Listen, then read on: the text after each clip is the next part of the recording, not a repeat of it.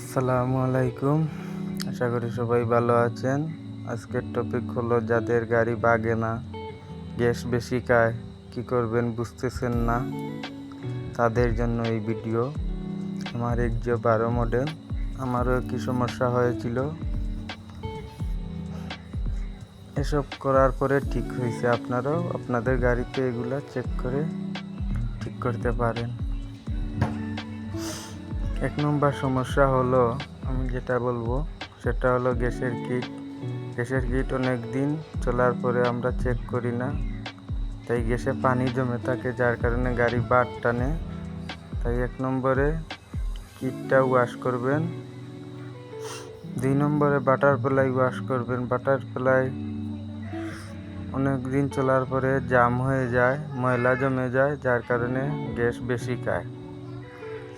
3 নম্বরে আপনারা air cleaner filter check করবেন। এয়ার ক্লিনারে ময়লা জমার কারণে দেখবেন সোলো ঠিক থাকে না। তাই এই 3টা জিনিস চেক করার পরে দেখবেন ভালো একটা রেজাল্ট পাবেন। অনেক সমস্যা থাকে গ্যাসের গাড়িতে, মূলত এইগুলাই মেন সমস্যা। এগুলা ঠিক থাকলে গাড়ি দেখবেন সব ঠিকঠাক। যারা নতুন আছেন এরা অবশ্যই এগুলা ফলো করবেন।